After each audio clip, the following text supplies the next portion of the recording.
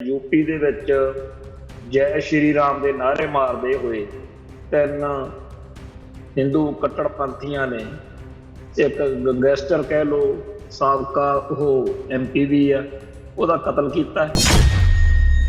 वो ਜਿਹੜੇ कातल ने वो मीडिया कर्मचारी बन के नाल खड़ਦੇ आ ਤੇ ਗੋਲੀਆਂ ਮਾਰ ਕੇ ਪੁਲਿਸ ਵਾਲਿਆਂ ਦੀ ਹਾਜ਼ਰੀ 'ਚ ਤੇ ਮੀਡੀਆ ਦੀ ਹਾਜ਼ਰੀ 'ਚ ਉਹਦਾ ਕਤਲ ਕਰਦੇ।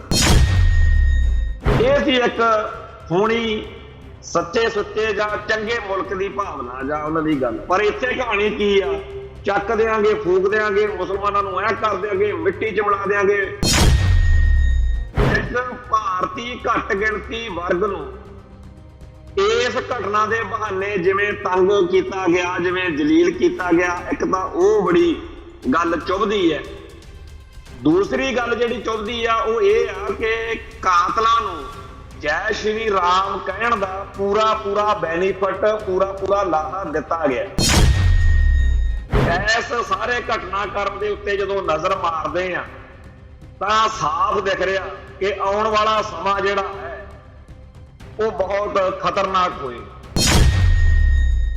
भारतीय मुसलमानों का पिछले 30-35 सालों के विच बड़ी बार हिंदू कट्टरवाद ने हमले करके उन्होंने दंगियां दे नाम हेठ जिवें सिखां नूं कहंदे दंगे हो गए 84 आपां नूं पता किन्ने क दंगे सी, उस तरीके नाल इत्थे कतलेआम हो रहे। TV 84 उत्ते प्रोग्राम खबर दी खबर देख रहे सारे दर्शकों नूं मैं सरबजीत सिंह घुमान फतेह अर्ज करदा जी। वाहिगुरू जी का खालसा वाहिगुरू जी की फतेह। दो बड़े अहम घटनाक्रम वापरे आ। एक तां जिहड़ा यूपी दे विच जय श्री राम के नारे मारते हुए तीन हिंदू कट्टरपंथियां ने एक गैंगस्टर कह लो साबका MP भी है ਉਹਦਾ कतल किया। दूसरा जिहड़ा हैगा दरबार साहिब दे विच एक बीबी ने बच्ची ने जिद की कि मैं मूँह दे उत्ते तिरंगा झंडा वाह के अंदर जाना ही जाना। इन्हां दोनों मसलिਆਂ उत्ते चर्चा करन तो पहलां असीं कुछ होर जिहड़ियां गल्लां ने वो भी साझियां करनियां चाहुंदे आ, जिन्हां विच सब तो अहम तां गल खबर जिहड़ी है ये है कि एक राजजीत सिंह पुलिस अधिकारी है, बड़ा अफसर आ। अज उहनूं नौकरी तो पासे कीता गया, लांभे कीता गया।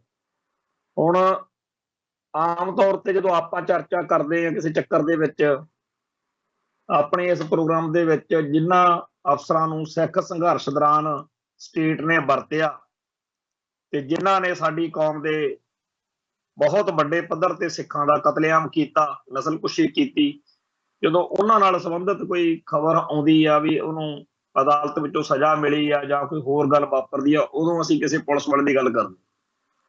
पर अज जिहड़ी हैगी कहानी कुछ होर। अज जिहड़ा नशिਆਂ राहीं, ड्रग्स राहीं, चिट्टे राहीं ते होर इस तरह दीयां चीज़ां राहीं साडी कौम दा कतलेआम हो रिहा, नस्लकुशी हो रही है, ਉਹਦੇ संबंध ਵਿੱਚ PCS अफसर राजजीत सिंह ਨੂੰ नौकरी ਤੋਂ बर्खास्त ਕੀਤਾ सरकार।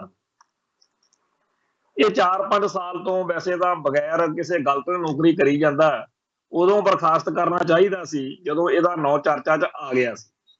ਪਰ ਇਹ ਤੇ ਇਹੋ ਜਿਹੇ ਬਹੁਤ ਸਾਰੇ ਹੋਰ ਅਫਸਰ ਨੇ ਜਿਨ੍ਹਾਂ ਦਾ ਪੂਰੇ ਸਿਸਟਮ ਨੂੰ ਪਤਾ ਕਿ ਇਹਨਾਂ ਲੋਕਾਂ ਦੇ ਬਾਰੇ ਕਿਸੇ ਨੂੰ ਵਹਿਮ ਨਹੀਂ ਹੈ ਕਿ ਇਹ ਜਿਹੜੀ ਪੰਜਾਬ ਦੇ ਵਿੱਚ ਡਰੱਗਸ ਦੀ ਨਸ਼ਿਆਂ ਦੀ ਸਪਲਾਈ ਚੱਲ ਰਹੀ ਆ ਉਹਦੇ ਵਿੱਚ ਇਹ ਬੰਦੇ ਜ਼ਿੰਮੇਵਾਰ ਨੇ, ਦੋਸ਼ੀ ਨੇ।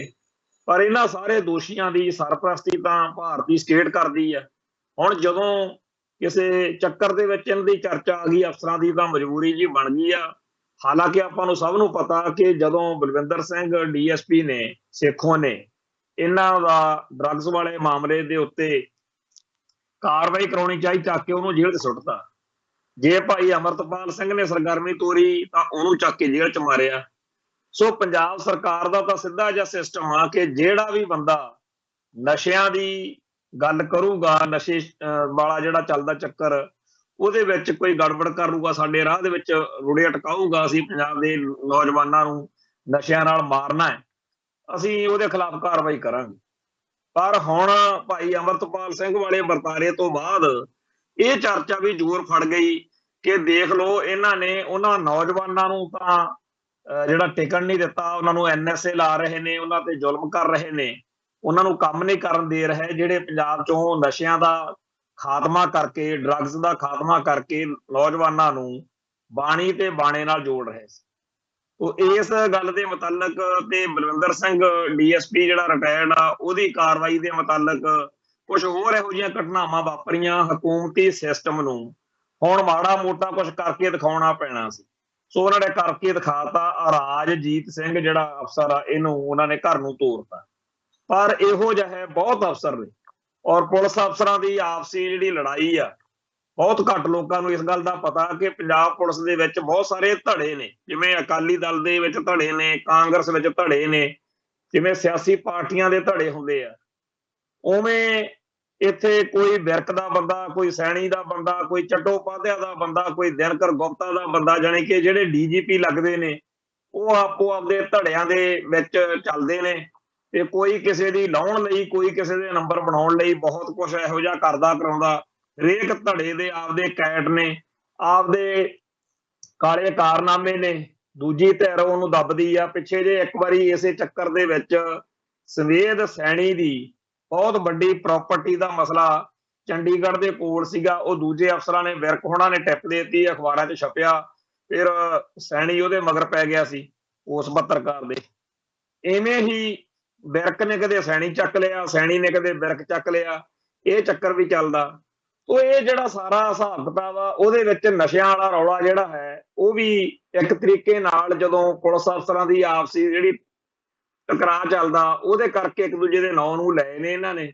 ਉਹ ਜਿਹੜੀ ਇਹ ਧੜੇਬਾਜ਼ੀ ਆ ਪੁਲਿਸ ਦੀ, ਉਹਦੀ ਕਰਕੇ ਚਲੋ ਲੋਕਾਂ ਨੂੰ ਘੱਟੋ ਘੱਟ ਇਹ ਤਾਂ ਪਤਾ ਲੱਗਿਆ ਨਾ ਵੀ ਕਿਹੜੇ ਕਿਹੜੇ ਅਫਸਰ ਇਹ ਕਰਤੂਤਾਂ ਕਰਦੇ ਆ।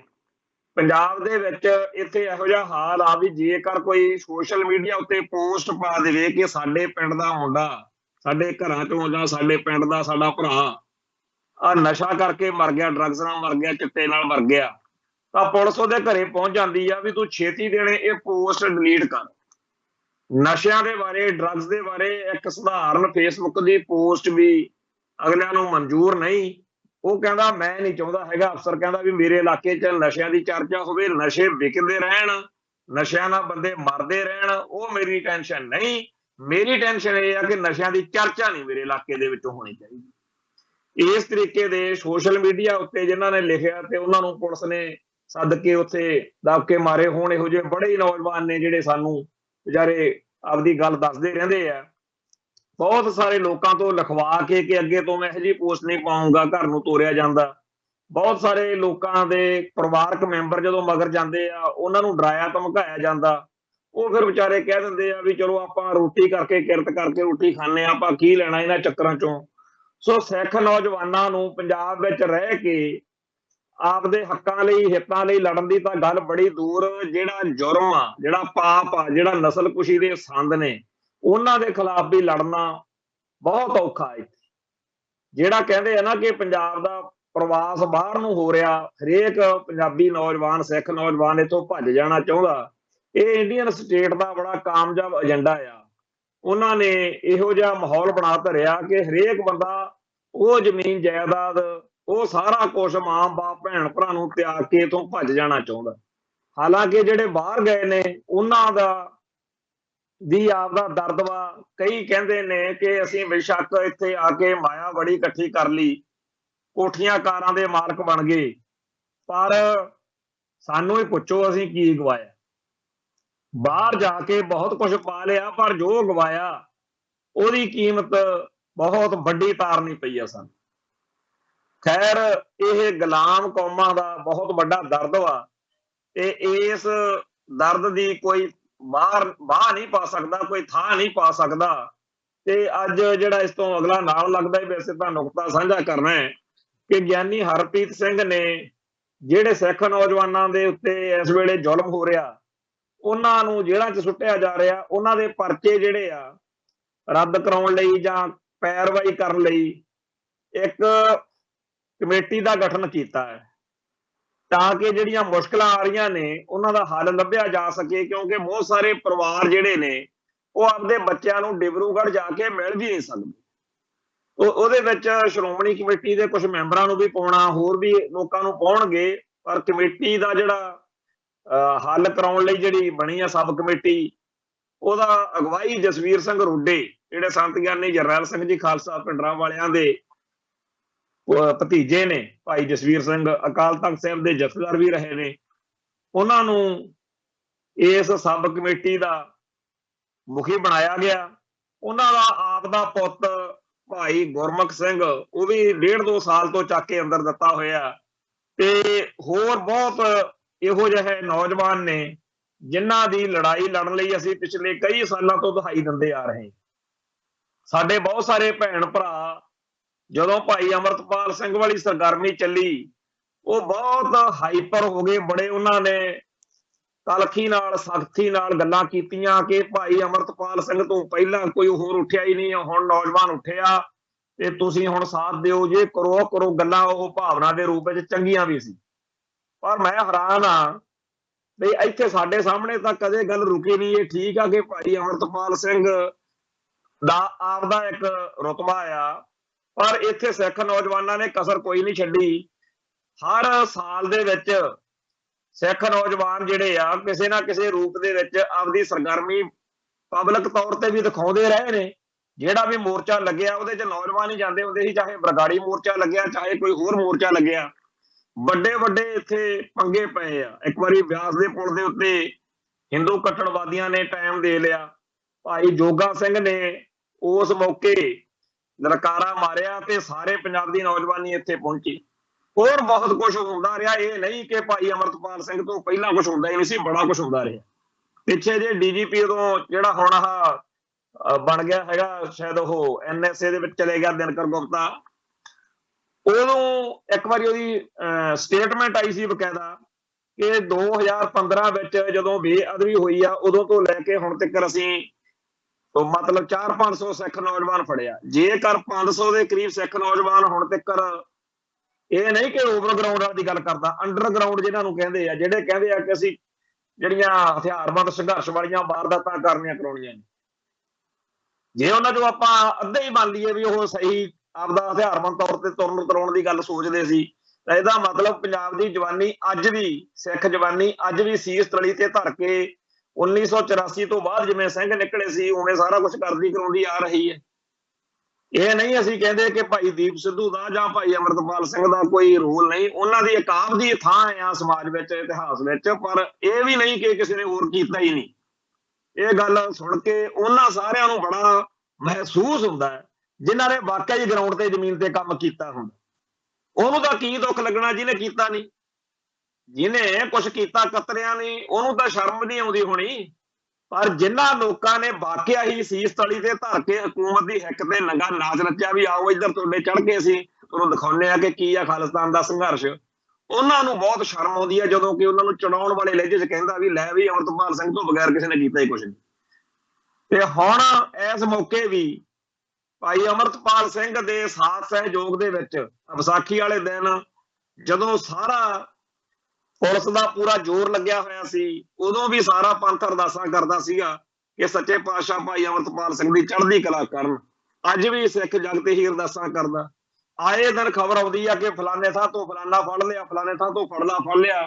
ਕਿਉਂ ਜੀ ਇਹਨਾਂ ਨੇ ਭਾਈ ਅਮਰਤਪਾਲ ਸਿੰਘ ਦਾ ਸਾਥ ਦਿੱਤਾ, ਉਹਨੂੰ ਕਾਰ 'ਚ ਬਿਠਾ ਕੇ ਹਿਮਾਚਲ ਛੱਡ ਕੇ ਆਇਆ ਜੀ, ਉਹਨੂੰ ਜੀ ਹਨੂਮਾਨਗੜ੍ਹ ਲੈ ਕੇ ਗਿਆ ਜੀ, ਉਹਨੂੰ ਉਹਨੇ ਪੈਸੇ ਲੈ ਕੇ ਦਿੱਤੇ ਆ, ਕੋਈ ਬਾਹਰੋਂ ਕੋਈ ਇੱਥੋਂ ਲਗਾਤਾਰ। ਜੇਕਰ ਭਾਈ ਅਮਰਤਪਾਲ ਸਿੰਘ ਪਿਛਲੇ 18 ਮਾਰਚ ਤੋਂ ਹੁਣ ਤੱਕ, ਜਾਂ ਇਉਂ ਕਹੋ ਜਿੰਨਾ ਟਾਈਮ ਚਲੋ ਪੱਪਰਪੀਰ ਸਿੰਘ ਨਾਲ ਸੀ ਉਹਨਾਂ ਟਾਈਮ ਤੋਂ ਬਾਅਦ ਵਾਲਾ ਹੀ ਸਮਾਂ ਲਾ ਲਓ, ਜੇ ਉਹ ਇੱਥੇ ਤੁਰਿਆ, ਜੇ ਉਹ ਵਿਚਰ ਰਿਹਾ, ਜੇ ਉਹਨੂੰ ਅਜੇ ਤੱਕ ਸਟੇਟ ਹੱਥ ਨਹੀਂ ਪਾ ਸਕੀ, ਤਾਂ ਉਹਨੂੰ ਕੋਈ ਸਿੱਖ ਭਰਾ ਹੀ ਉਹਨੂੰ ਸਾਥ ਸਹਿਯੋਗ ਦੇ ਰਹੇ ਨੇ। ਸੋ ਇਹ ਕਹਿਣਾ ਕਿ ਜੀ ਪੰਜਾਬ ਕਈ ਜਿਹੜੇ ਸਾਡੇ ਭਰਾ ਨੇ ਉਹ ਬਹੁਤ ਜਜ਼ਬਾਤੀ ਹੋ ਕੇ ਇੰਨੀ ਨਾਵਾਚਕਤਾ 'ਚ ਲਿਖ ਰਹੇ ਨੇ ਕਿ ਜਿਵੇਂ ਸਾਰਾ ਪੰਜਾਬ ਮਰ ਮੁਰ ਗਿਆ ਹੋਵੇ ਤੇ ਕੋਈ ਕਿਸੇ ਦੀ ਗੱਲ ਹੀ ਨਾ ਸੁਣਦਾ ਹੋਵੇ। ਇੱਥੇ ਹਜ਼ਾਰਾਂ ਨਹੀਂ ਲੱਖਾਂ ਹੀ ਨੇ ਜਿਨ੍ਹਾਂ ਨੇ ਹਰ ਮੌਕੇ ਸਿੱਖੀ ਦਾ, ਪੰਥ ਦਾ, ਕੌਮ ਦਾ ਦਰਦ ਜਿਹੜਾ ਹੈਗਾ ਉਹਨੂੰ ਮੁੱਖ ਰੱਖਿਆ ਤੇ ਹਰ ਇੱਕ ਯੋਧੇ ਦਾ ਸਾਥ ਸਹਿਯੋਗ ਦਿੱਤਾ। ਜਿਨ੍ਹਾਂ 1984 ਤੋਂ ਬਾਅਦ ਹਥਿਆਰ ਚੱਕੇ ਮੈਦਾਨ ਵਿੱਚ ਆਏ ਉਹਨਾਂ ਨੂੰ ਵੀ ਕੌਮ ਨੇ ਰੱਜ ਕੇ ਸਾਥ ਦਿੱਤਾ। ਜਦੋਂ ਬਾਅਦ ਵਿੱਚ ਇਹ ਸੰਘਰਸ਼ ਖਾੜਕੂ ਲਹਿਰ ਦਾ ਪਤਨ ਹੋ ਗਿਆ ਜਾਂ ਉਹਦੇ 'ਚ ਖੜੋਤ ਆਉਂਦੀ ਦਿਖੀ, ਤਾਂ ਦੂਜੀ ਤਰ੍ਹਾਂ ਦੀਆਂ ਕਾਰਵਾਈਆਂ ਚੱਲੀਆਂ। ਉਹਦੇ ਵਿੱਚ ਚਾਹੇ ਮਾਨਦਾਲਾ, ਦਲ ਖਾਲਸਾ, ਸ਼੍ਰੋਮਣੀ ਅਕਾਲੀ ਦਲ ਪੰਚ ਪ੍ਰਧਾਨੀ ਆ ਜਾਂ ਬਰਗਾੜੀ ਮੋਰਚਾ ਲੱਗਿਆ, ਭਾਈ ਗੁਰਬਖਸ਼ ਸਿੰਘ ਦਾ ਮੋਰਚਾ ਲੱਗਿਆ, ਸਾਡਾ ਹੱਕ ਫਿਲਮ ਦਾ ਮਸਲਾ ਆਇਆ, ਰਾਜੋਆਣੇ ਦੀ ਫਾਂਸੀ ਦਾ ਮਸਲਾ ਆਇਆ, ਇਹ ਸਾਰੀ ਕੌਮ ਨੇ ਸਾਥ ਦਿੱਤਾ। ਸੋ ਕੌਮ ਨੂੰ ਐਵੇਂ ਜਲੀਲ ਜੇ ਕਰਨ ਵਾਲੇ ਲਹਿਜੇ ਚ ਤਾਨੇ ਮਿਹਣੇ ਮਾਰਨੇ, ਆਪਦੇ ਆਪ ਨੂੰ ਖੱਬੀ ਖਾਨ ਜਿਹਾ ਦਿਖਾਉਣਾ, ਬਾਕੀ ਸਾਰੀ ਦੁਨੀਆ ਨੂੰ ਸਿੱਖਾਂ ਨੂੰ ਐਵੇਂ ਝੁੱਡੂ ਜੇ ਦੱਸੀ ਜਾਣਾ, ਇਹ ਕੋਈ ਬਹੁਤੀ ਵਧੀਆ ਗੱਲ ਨਹੀਂ। ਬਹੁਤ ਹੀ ਅਫਸੋਸ ਤੇ ਸ਼ਰਮ ਵਾਲੀ ਗੱਲ ਆ ਉਹਨਾਂ ਲੋਕਾਂ ਲਈ ਜਿਹੜੇ ਪੰਥ ਦਰਦੀਆਂ ਦੇ ਦਿਲ ਹਿਰਦੇ ਬਲੂੰਦਰ ਵਾਲੀਆਂ ਗੱਲਾਂ ਲਿਖਦੇ ਕਰਦੇ। ਸਾਨੂੰ ਤਾਂ ਇੱਥੇ ਪੰਜਾਬ ਦੇ ਵਿੱਚ ਘੜੇ ਦੀ ਮੱਛੀ ਵਾਂਗੂ ਜਦੋਂ ਮਰਜ਼ੀ ਚੱਕ ਕੇ ਅਗਲੇ ਫੜ ਕੇ ਅੰਦਰ ਕਰ ਸਕਦੇ, ਪਰ ਅਸੀਂ ਨਾ ਇਸ ਗੱਲ ਤੋਂ ਆਪ ਡੋਲਦੇ ਆ, ਨਾ ਸਾਡੇ ਆਲੇ ਦੁਆਲੇ ਹੋਰ ਹਜ਼ਾਰਾਂ। ਜਦੋਂ ਅਸੀਂ ਕਦੇ ਬਹਿੰਦੇ ਖੜਦੇ ਆ ਉਦੋਂ ਇਹਨਾਂ ਗੱਲਾਂ ਤੇ ਚਰਚਾ ਜ਼ਰੂਰ ਕਰਦੇ ਆ ਕਿ ਖਾੜਕੂ ਬਾਦ ਦੌਰਾਨ ਹਜ਼ਾਰਾਂ ਨੌਜਵਾਨ ਘਰਾਂ ਤੋਂ ਭਗੌੜੇ ਹੋ ਜਾਂਦੇ ਸੀ, ਹੋਣਾ ਪੈਂਦਾ ਸੀ, ਹਾਲਾਤ ਸੀ। ਹਥਿਆਰਬੰਦ ਸੰਘਰਸ਼ ਵਿੱਚ ਬਹੁਤ ਸਾਰੇ ਬੰਦੇ ਝੂਠੇ ਮੁਕਾਬਲਿਆਂ 'ਚ ਕਤਲ ਕਰ ਦਿੱਤੇ ਜਾਂਦੇ ਸੀ, ਬਹੁਤ ਕੁਝ ਹੁੰਦਾ ਸੀ, ਪਰ ਅਸੀਂ ਕਦੇ ਬਾਕੀਆਂ ਨੂੰ ਤਾਨੇ ਮਿਹਣੇ ਜਾਂ ਜਲੀਲ ਤਾਂ ਨਹੀਂ ਸੀ ਕਰਦੇ। ਅੱਜ ਦੀ ਤਰੀਕ ਤੋਂ ਪਹਿਲਾਂ, ਇਸ ਮਸਲੇ ਤੋਂ ਪਹਿਲਾਂ ਕਦੇ ਸਿੱਖਾਂ 'ਚ ਇਹ ਵਰਤਾਰਾ ਨਹੀਂ ਸੀ ਆਇਆ ਜਿਵੇਂ ਅੱਜ ਗਾਲੀ ਗਲੋਚ ਵਾਲੀ, ਅੱਜ ਹਲਕੇ ਦਰਜੇ ਦੀ ਬੋਲੀ ਵਰਤ ਕੇ ਉਹਨਾਂ ਸਾਰਿਆਂ ਨੂੰ ਜਲੀਲ ਕੀਤਾ ਜਾਂਦਾ ਜਿਨ੍ਹਾਂ ਨੇ ਪੰਥ ਲਈ ਕੁਰਬਾਨੀਆਂ ਕੀਤੀਆਂ ਨੇ, ਜਿਹੜੇ ਅੱਜ ਵੀ ਨਹੀਂ ਭੱਜੇ। ਜਿਹੜੇ ਭੱਜ ਗਏ ਉਹਨਾਂ ਦੀ ਗੱਲ ਉਹਨਾਂ ਨਾਲ ਕਰੋ, ਉਹਨਾਂ ਦਾ ਨਾਂ ਲੈ ਕੇ ਕਰੋ, ਪਰ ਜਿਨ੍ਹਾਂ ਨੇ ਕੌਮ ਲਈ ਅੱਜ ਵੀ ਭਾਈ ਅਮਰਤਪਾਲ ਸਿੰਘ ਦਾ ਸਾਥ ਸਹਿਯੋਗ ਦਿੱਤਾ, ਉਹਨਾਂ ਨੂੰ ਵੀ ਉਸੇ ਹੀ ਹਿਸਾਬ ਨਾਲ ਨਿੰਦੀ ਭੰਡੀ ਜਾਣਾ। ਤੇ ਕਰਦੇ ਕੌਣ ਨੇ? ਜਿਨ੍ਹਾਂ ਦੀ ਫੇਸਬੁੱਕ ਅਕਾਊਂਟ ਦੇ ਉੱਤੇ ਚਾਹੇ ਗੁਰੂ ਸਾਹਿਬ ਦੀ ਫੋਟੋ ਲਾਈ ਹੁੰਦੀ ਆ, ਜਾਂ ਇੱਕੋ ਘਰ ਲਿਖਿਆ ਹੁੰਦਾ, ਜਾਂ ਦੂਜਾ ਜਿਹੜਾ ਹੈ ਸੰਤ ਜਰਨੈਲ ਸਿੰਘ ਦੀ ਜਾਂ ਕਿਸੇ ਸਿੱਖ ਯੋਧੇ ਦੀ ਸ਼ਹੀਦ ਦੀ ਫੋਟੋ ਲੱਗੀ ਹੁੰਦੀ ਆ, ਤੇ ਗੱਲਾਂ ਪੂਰੀਆਂ ਪੰਥਕ ਤੇ ਪੂਰੀਆਂ ਲਾਂਬੂ ਲਾਉਣ ਵਾਲੀਆਂ। ਸਾਨੂੰ ਪਿਛਲੇ ਦਿਨਾਂ ਦੇ ਵਿੱਚ ਇਸ ਗੱਲ ਤੇ ਵੀ ਬੜਾ ਮਨ ਨੂੰ ਲੱਗਿਆ ਵੀ ਹੋ ਸਕਦਾ ਇਹ ਬੰਦੇ ਇੰਨੀ ਜਿਹੜੀ ਤਲਖ ਲਹਿਜੇ ਵਿੱਚ ਲਿਖਦੇ ਆ ਵੀ ਹੋ ਸਕਦਾ ਇਹ ਨਕਲੀ ਫੇਸਬੁੱਕ ਖਾਤੇ ਹੋਣ, ਕਿਉਂਕਿ ਨਕਲੀ ਫੇਸਬੁੱਕ ਖਾਤੇ ਤੋਂ ਪੂਰੀ ਤੜਕਵੀਂ ਭੜਕਵੀਂ ਲਾਂਬੂ ਲਾਉਣ ਵਾਲੀ ਸਿੱਖਾਂ ਨੂੰ ਗਾਲ ਵਰਗੀ ਬੋਲੀ 'ਚ ਗੱਲ ਕੋਈ ਲਿਖ ਨਹੀਂ ਸਕਦਾ ਕੋਈ ਸਿੱਖ। ਪਰ ਹਕੀਕਤ ਕੀ ਆ ਤਾਂ ਵਾਹਿਗੁਰੂ ਜਾਣੇ। ਪਰ ਸੋਸ਼ਲ ਮੀਡੀਆ ਦੇ ਰਾਹੀਂ ਸਿੱਖਾਂ ਨੂੰ ਸਿੱਖਾਂ ਨਾਲ ਲੜਾਉਣ ਦੇ ਬਹੁਤ ਸਾਰੇ ਮਨਸੂਬੇ ਜਿਹੜੇ ਆ ਉਹ ਪਿਛਲੇ ਸਮੇਂ 'ਚ ਵੀ ਚੱਲਦੇ ਰਹੇ, ਅੱਜ ਵੀ ਚੱਲਦੇ ਹੋਣਗੇ। ਖੈਰ ਇਸ ਮਸਲੇ ਤੋਂ ਅੱਗੇ ਆਪਾਂ ਵਧੀਏ ਕਿ ਯੂਪੀ ਦੇ ਵਿੱਚ ਦੋ ਉੱਥੇ ਜਿਹੜੇ ਬਦਮਾਸ਼ ਲਾ ਲਓ ਜਾਂ ਡੌਨ ਲਾ ਲਓ, ਜੋ ਵੀ ਸੀਗੇ, ਉਹਨਾਂ ਦਾ ਉੱਥੇ ਜਿਹੜਾ ਪਰਸੋਂ ਰਾਤ ਨੂੰ ਗੋਲੀਆਂ ਮਾਰ ਕੇ ਕਤਲ ਹੋਇਆ। ਉਹ ਕਤਲ ਵਾਲੀ ਗੱਲ ਜਿਹੜੀ ਆ ਉਹਦੇ 'ਚ ਆਪਾਂ ਨੂੰ ਤਾਂ ਚਲੋ ਉਹ ਸਿੱਖਾਂ ਦਾ ਕੀ ਕੰਸਰਨ ਹੋ ਸਕਦਾ, ਆਪਾਂ ਉਹਨੂੰ ਸਮਝੀਏ ਗੱਲ ਨੂੰ ਵੀ ਕੀ ਮਾਮਲਾ ਕੀ ਹੈ। ਗੱਲ ਇਹ ਹੈ ਬਈ ਠੀਕ ਆ, ਉਹ ਬਦਮਾਸ਼ ਹੋਣਗੇ, ਉਹਨਾਂ ਨੇ ਵਾਰਦਾਤਾਂ ਕੀਤੀਆਂ ਹੋਣਗੀਆਂ, ਉਹਨਾਂ ਨੇ ਕਤਲੋਗਾਰਤ ਕੀਤੀ ਹੋਊਗੀ, ਗੈਂਗਸਟਰ ਹੋਣਗੇ, ਕਾਨੂੰਨ ਅਨੁਸਾਰ ਉਹ ਤੁਹਾਡੀ ਗ੍ਰਿਫਤਾਰੀ ਵਿੱਚ ਨੇ, ਤੇ ਉਹਨਾਂ ਨੂੰ ਤੁਸੀਂ ਹਰ ਹਰਬਾ ਵਰਤਦੇ ਹੋ ਕਿ ਉਹਦੇ ਮੁੰਡੇ ਦਾ ਪਹਿਲਾਂ ਤਾਂ ਮਰਡਰ ਹੁੰਦਾ, ਫਿਰ ਉਸੇ ਦਿਨ ਹੀ ਉਹ ਰਾਤ ਨੂੰ ਉਹਨਾਂ ਨੂੰ ਤੁਸੀਂ ਲੈ ਕੇ ਆਉਂਦੇ ਹੋ ਵੀ ਮੈਡੀਕਲ ਕਰਾਉਣ। ਮੀਡੀਆ ਦੀ ਹਾਜ਼ਰੀ ਵਿੱਚ ਉਹ ਜਿਹੜੇ ਕਾਤਲ ਨੇ ਉਹ ਮੀਡੀਆ ਕਰਮਚਾਰੀ ਬਣ ਕੇ ਨਾਲ ਖੜਦੇ ਆ ਤੇ ਗੋਲੀਆਂ ਮਾਰ ਕੇ ਪੁਲਿਸ ਵਾਲਿਆਂ ਦੀ ਹਾਜ਼ਰੀ 'ਚ ਤੇ ਮੀਡੀਆ ਦੀ ਹਾਜ਼ਰੀ 'ਚ ਉਹਨਾਂ ਦਾ ਕਤਲ ਕਰਦੇ। ਕਿਸੇ ਬਦਮਾਸ਼ ਦਾ ਕਿਸੇ ਹੋਰ ਬਦਮਾਸ਼ਾਂ ਨੇ ਜੇ ਕਤਲ ਕਰ ਦਿੱਤਾ ਤਾਂ ਇਹ ਪੰਜਾਬ 'ਚ ਕੋਈ ਪਹਿਲੀ ਗੱਲ ਨਹੀਂ, ਸਾਰੀ ਦੁਨੀਆ 'ਚ ਏਦਾਂ ਹੁੰਦਾ ਹੋਣਾ। ਪਰ ਜਿਸ ਤਰੀਕੇ ਨਾਲ ਉਹਨਾਂ ਨੇ ਜੈ ਸ਼੍ਰੀ ਰਾਮ ਦੇ ਨਾਅਰੇ ਲਾਏ, ਇੱਕ ਤਾਂ ਉਹ ਬੜੀ ਅਜੀਬ ਗੱਲ ਆ, ਕਿਉਂਕਿ ਕਤਲ ਹੋਣ ਵਾਲੇ ਬੰਦੇ ਆ ਮੁਸਲਮਾਨ, ਚਾਹੇ ਉਹ ਬਦਮਾਸ਼ੀ ਸੀ, ਤੇ ਕਤਲ ਕਰਨ ਵਾਲੇ ਆ ਹਿੰਦੂ। ਇਸ ਗੱਲ ਤੋਂ ਬਾਅਦ ਵਿੱਚ ਚਲੋ ਜੇ ਇੱਥੇ ਹੀ ਗੱਲ ਖੜ ਜਾਂਦੀ, ਕਹਿਣਾ ਤਾਂ ਮੀਡੀਆ ਨੂੰ ਜਾਂ ਮੁਲਕ ਨੂੰ ਇਹ ਚਾਹੀਦਾ ਸੀ ਕਿ ਜਿਹੜੇ ਕਤਲ ਹੋਏ ਨੇ ਉਹ ਵੀ ਕੋਈ ਬਹੁਤੇ ਵਧੀਆ ਨਹੀਂ ਸੀ, ਜਿਨ੍ਹਾਂ ਨੇ ਕਤਲ ਕੀਤਾ ਉਹ ਕਿਹੜਾ ਫਿਰ ਬੜੇ ਭਲੇ ਮਾਨਸ। ਜੇ ਇਹ ਜੈ ਸ਼੍ਰੀ ਰਾਮ ਦਾ ਨਾਅਰਾ ਮੂੰਹ ਚੋਂ ਬੋਲ ਕੇ ਸਮਝਦੇ ਆ ਵੀ ਸਾਰੇ ਮੁਲਕ ਦੀ ਖਰੇ ਅਸੀਂ ਬੱਲੇ ਬੱਲੇ ਖੱਟ ਲਾਂਗੇ, ਇਹੋ ਜਿਹਾ ਕੁਝ ਨਹੀਂ ਹੋਣਾ, ਇਹਨਾਂ ਨੂੰ ਇਹਨਾਂ ਦੇ ਜੁਰਮ ਦੀ ਸਜ਼ਾ ਮਿਲਣੀ ਚਾਹੀਦੀ। ਇਹ ਸੀ ਇੱਕ ਹੋਣੀ ਸੱਚੇ ਸੁੱਚੇ ਜਾਂ ਚੰਗੇ ਮੁਲਕ ਦੀ ਭਾਵਨਾ ਜਾਂ ਉਹਨਾਂ ਦੀ ਗੱਲ। ਪਰ ਇੱਥੇ ਕਹਾਣੀ ਕੀ ਆ, ਚੱਕ ਦਿਆਂਗੇ, ਫੂਕ ਦਿਆਂਗੇ, ਮੁਸਲਮਾਨਾਂ ਨੂੰ ਐ ਕਰ ਦਿਆਂਗੇ, ਮਿੱਟੀ 'ਚ ਮਿਲਾ ਦਿਆਂਗੇ। ਇੱਕ ਭਾਰਤੀ ਘੱਟ ਗਿਣਤੀ ਵਰਗ ਨੂੰ ਇਸ ਘਟਨਾ ਦੇ ਬਹਾਨੇ ਜਿਵੇਂ ਤੰਗ ਕੀਤਾ ਗਿਆ, ਜਿਵੇਂ ਜਲੀਲ ਕੀਤਾ ਗਿਆ, ਇੱਕ ਤਾਂ ਉਹ ਬੜੀ ਗੱਲ ਚੁੱਭਦੀ ਹੈ। ਦੂਸਰੀ ਗੱਲ ਜਿਹੜੀ ਚੁੱਭਦੀ ਆ ਉਹ ਇਹ ਆ ਕਿ ਕਾਤਲਾਂ ਨੂੰ ਜੈ ਸ਼੍ਰੀ ਰਾਮ ਕਹਿਣ ਦਾ ਪੂਰਾ ਪੂਰਾ ਬੈਨੀਫਿਟ, ਪੂਰਾ ਪੂਰਾ ਲਾਹਾ ਦਿੱਤਾ ਗਿਆ, ਉਹਨਾਂ ਨੂੰ ਨਾਇਕ ਬਣਾਇਆ ਜਾ ਰਿਹਾ ਵਾ।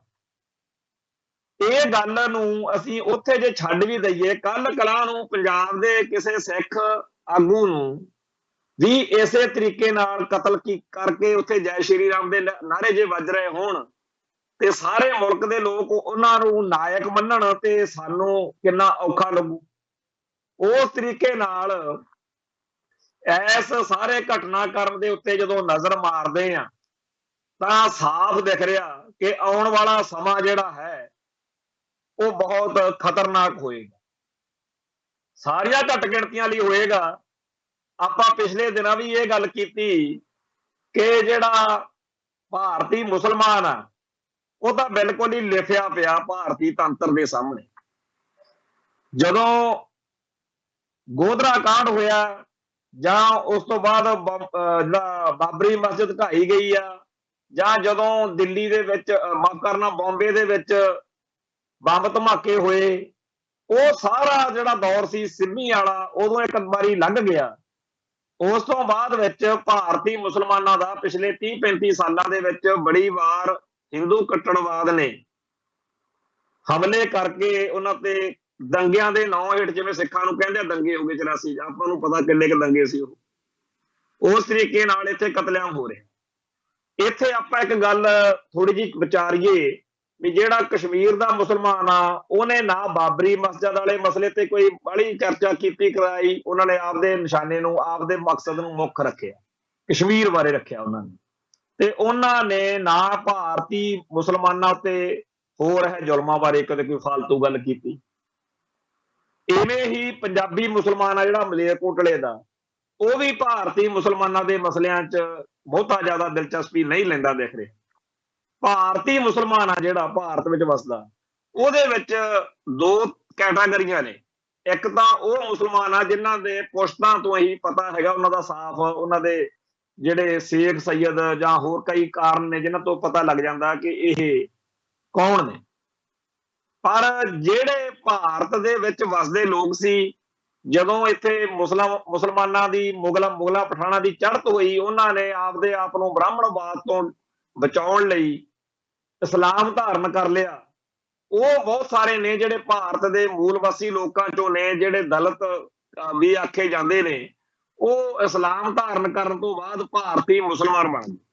1947 ਮੌਕੇ ਬਹੁਤੇ ਮੁਸਲਮਾਨ ਤਾਂ ਪਾਕਿਸਤਾਨ ਵੱਲ ਨਿਕਲ ਗਏ, ਪਰ ਬਹੁਤ ਵੱਡਾ ਹਿੱਸਾ ਜਿਹੜਾ ਯੂਪੀ ਬਿਹਾਰ ਵਾਲੀ ਸਾਰੀ ਬੈਲਟ ਆ, ਜਿਹੜਾ ਇੱਥੋਂ ਦਾ ਮੁਸਲਮਾਨ ਆ, ਇਹ ਅਸਲ ਵਿੱਚ ਭਾਰਤ ਦੇ ਮੂਲ ਵਾਸੀਆਂ ਵਿੱਚੋਂ, ਦਲਿਤਾਂ ਵਿੱਚੋਂ ਆਉਂਦਾ। ਇਹ ਬੀਤੇ ਦੌਰ ਦੇ ਵਿੱਚ ਇਸਲਾਮ ਦਾ ਧਾਰਨ ਕਰ ਲਿਆ, ਪਰ ਇਹਨਾਂ ਦੀ ਜਾਤ ਜਿਹੜੀ ਆ ਉਹਦੀ ਕਰਕੇ ਇਹਨਾਂ ਦਾ ਅੱਜ ਤੱਕ ਵੀ ਸਾਫ਼ ਪਤਾ ਕਿੰਨੀਆਂ ਪੁਸ਼ਤਾਂ ਤੋਂ ਬਾਅਦ ਵੀ ਕਿ ਇਹ ਕੌਣ ਨੇ। ਕਿਉਂਕਿ ਬ੍ਰਾਹਮਣਵਾਦ ਨੇ ਜਦੋਂ ਵਰਣ ਵੰਡ ਕੀਤੀ, ਉਦੋਂ ਸ਼ੂਦਰ ਕਿਹਾ ਜਿਨ੍ਹਾਂ ਨੂੰ, ਉਹਨਾਂ ਦੀਆਂ ਕਈ ਕਸਬ ਜਿਹੜੇ ਆ ਉਹਨਾਂ ਦੇ ਮੰਨ ਲਏ ਵੀ ਇਹਨਾਂ ਦਾ ਆਹ ਕਿੱਤਾ ਹੋਊਗਾ। ਜਿਹੜੇ ਉਹਨਾਂ ਦੇ ਕਿੱਤੇ ਨੇ ਉਹ ਨਾਲ ਜਾਤ ਦੇ ਤੌਰ ਤੇ ਟੰਗ ਤੇ, ਜਦੋਂ ਇਸਲਾਮ ਧਾਰਨ ਕਰ ਲਿਆ ਫਿਰ ਉਹਨੂੰ ਉਹ ਜਾਤ ਦਾ ਟੈਗ ਨਾਲ ਹੀ ਦਿੱਤਾ ਕਿ ਠੀਕ ਆ ਭਾਈ, ਤੂੰ ਬੇਸ਼ੱਕ ਮੁਸਲਮਾਨ ਬਣ ਗਿਆ, ਪਹਿਲਾਂ ਤੂੰ ਹਿੰਦੂ ਨਾਈ ਹੁੰਦਾ ਸੀ, ਪਹਿਲਾਂ ਤਾਂ ਨਾਈ ਸੀ, ਹਿੰਦੂ ਲਿਖਣ ਦੀ ਲੋੜ ਹੀ ਨਹੀਂ ਸੀ, ਪਰ ਹੁਣ ਤੂੰ ਮੁਸਲਮਾਨ ਨਾਈ। ਜੇ ਕੋਈ ਘੁਮਿਆਰ ਆ ਤਾਂ ਉਹਦੇ ਨਾਲ ਲਿਖਦਾ ਮੁਸਲਮਾਨ ਘੁਮਿਆਰ। ਸੋ ਫਿਰ ਦੋ ਕੈਟਾਗਰੀਆਂ ਪੈਦਾ ਹੋਈਆਂ, ਇੱਕ ਹਿੰਦੂ ਨਾਈ, ਇੱਕ ਮੁਸਲਮਾਨ ਨਾਈ, ਹਿੰਦੂ ਘੁਮਿਆਰ, ਮੁਸਲਮਾਨ ਘੁਮਿਆਰ। ਤੋਂ ਇਸ ਤਰੀਕੇ ਨਾਲ ਸਾਰੀ ਇੱਕ ਨਵੀਂ ਜਿਹੜੀ ਪੋਜੀਸ਼ਨਿੰਗ ਆ ਸਮਾਜ ਵਿੱਚ ਆਈ, ਜਿਹੜੀ ਉਸ ਮੌਕੇ ਤਾਂ ਬਹੁਤੀ ਜ਼ਿਆਦਾ ਕਿਸੇ ਨੂੰ ਸਮਝ ਨਹੀਂ ਆਈ ਕਿ ਇਹਦੇ ਕੀ ਚੰਗੇ ਮਾੜੇ ਰਿਜ਼ਲਟ ਨਿਕਲਣਗੇ, ਜਦੋਂ ਮੁਸਲਮਾਨਾਂ ਦਾ ਇਤਿਹਾਸ ਵਿੱਚ ਇੱਥੇ ਬੋਲਬਾਲਾ ਸੀ। ਪਰ ਜਦੋਂ ਉਹਨਾਂ ਦੇ ਜਾਣ ਤੋਂ ਬਾਅਦ ਇਹ ਭਾਰਤੀ ਮੁਸਲਮਾਨ ਜਿਹੜੇ ਕਿ ਇੱਥੋਂ ਦੇ ਲੋਕ ਨੇ, ਇਹ ਨਹੀਂ ਗਏ ਨਾ, ਇਹ ਮੁਸਲਮਾਨ ਵੀ ਬਣੇ ਰਹੇ, ਤੇ ਹੁਣ ਜਿਹੜੇ ਗਿਣ ਕੇ ਬਦਲੇ ਲੈਣ ਦੀ ਵਾਰੀ ਆਈ ਆ ਮੁਸਲਮਾਨਾਂ ਤੋਂ, ਉਹ ਹੁਣ ਇਹ ਭਾਰਤ ਦੇ ਮੂਲ ਵਾਸੀ ਜਿਹੜੇ ਦਲਿਤ ਮੁਸਲਮਾਨ ਬਣੇ ਨੇ, ਹੁਣ ਇਹਨਾਂ ਤੇ ਗੁੱਸਾ ਕੱਢਿਆ ਜਾ ਰਿਹਾ। ਸੋ ਜਦੋਂ ਇਹਨਾਂ ਵਿੱਚੋਂ ਹੀ ਬਹੁਤ ਸਾਰੇ ਸਿੱਖ ਵੀ ਸਜੇ ਇਹਨਾਂ ਦਲਿਤਾਂ ਦੇ ਵਿੱਚੋਂ, ਤੇ ਗੁਰੂ ਸਾਹਿਬਾਨ ਦਾ ਜਿਹੜਾ ਉਹ ਤਾਂ ਸਾਰੇ ਜਿਹੜੇ ਦੱਬੇ ਕੁਚਲੇ ਦਰੜੇ ਹੋਏ ਸ਼ੋਸ਼ਣ ਚੱਲ ਰਹੇ ਲੋਕਾਂ ਲਈ ਸਿੱਖੀ ਹੈ, ਉਹ ਮੁਸਲਮਾਨ ਬਣ ਕੇ ਤਾਂ ਇਹਨਾਂ ਦਲਿਤਾਂ ਨੇ ਛਿੱਤਰ ਹੀ ਖਾਧੇ ਆ। ਹਾਲਾਂਕਿ ਹੁਣ ਈਸਾਈ ਵੀ ਬਣ ਰਹੇ ਨੇ ਬਹੁਤ ਸਾਰੇ, ਪਰ ਸਿੱਖ ਬਣਨ ਤੋਂ ਬਾਅਦ ਇਹਨਾਂ ਨੂੰ ਸਰਦਾਰੀਆਂ ਮਿਲੀਆਂ। ਤੋਂ ਅੱਜ ਇਹ ਗੱਲ ਕਰਨ ਦਾ ਮਤਲਬ ਇਹ ਆ ਕਿ ਭਾਰਤ ਦੇ ਵਿੱਚ ਜਿਹੜਾ ਵਸਦਾ ਮੁਸਲਮਾਨ ਆ, ਉਹਦਾ ਨਾ ਤਾਂ ਇਹ ਆ ਵੀ ਉਹ ਪਾਕਿਸਤਾਨ ਭੱਜ ਜੂ, ਨਾ ਉਹਦੀ ਉਹੋ ਜਿਹੀ ਕੋਈ ਭਾਵਨਾ ਜਿਹੋ ਜਿਹੀ ਕਿਸੇ ਬਾਹਰਲੇ ਮੁਲਕ ਦੇ ਮੁਸਲਮਾਨ ਦੀ ਹੋ ਸਕਦੀ ਹੈ, ਜਿਹੜੇ ਇਰਾਨ, ਇਰਾਕ, ਹੋਰ ਮੁਲਕਾਂ ਦੇ ਮੁਸਲਮਾਨ ਨੇ, ਨਾ ਉਹੋ ਜਿਹੀ ਹੋਰ ਮੁਲਕਾਂ ਨਾਲ ਇਸ ਭਾਰਤੀ ਮੁਸਲਮਾਨ ਦੀ ਕੋਈ ਭਾਵਨਾ ਆ। ਇਹਨਾਂ ਦੇ ਕਰਮਾਂ 'ਚ ਬਸ ਜਿਵੇਂ ਇੱਥੇ ਰਹਿ ਕੇ ਹੀ ਛਿੱਤਰਖਾਨੇ ਲਿਖਿਆ ਹੋਵੇ, ਜਾਂ ਤਾਂ ਆਪਦੇ ਆਪ ਨੂੰ ਲਾਮਬੰਦ ਕਰਨ ਤੇ ਆਪਦੀ ਤਾਕਤ ਪੈਦਾ ਕਰਨ, ਪਰ ਉਹ ਇਹਨਾਂ ਕੋਲੋਂ ਕੁਝ ਹੋ ਨਹੀਂ ਰਿਹਾ। ਬਾਹਰੋਂ ਅੰਦਰੋਂ ਕੋਈ ਬਾਹ ਨਹੀਂ ਫੜਦਾ।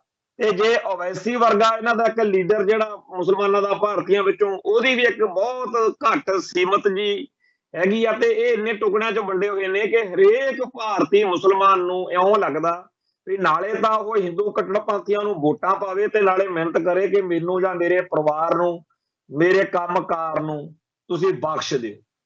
ਇਸ ਮਾਹੌਲ ਦੇ ਵਿੱਚ ਆਪਾਂ ਇਹ ਦੇਖੋ ਕਿ ਭਾਰਤ ਦੀ ਸਭ ਤੋਂ ਵੱਡੀ ਘੱਟ ਗਿਣਤੀ ਕੌਮ ਦਾ ਜੇ ਇਹ ਹਾਲ ਆ ਉਹਨਾਂ ਨੇ ਕਰਤਾ 40-50 ਸਾਲਾਂ 'ਚ, ਕਿਉਂਕਿ ਉਹਨਾਂ ਨੇ ਫੋਕਸ ਉਹਨਾਂ ਤੇ ਰੱਖਿਆ ਸੀ, ਇਕੱਲਾ ਮੁਸਲਮਾਨਾਂ ਤੇ।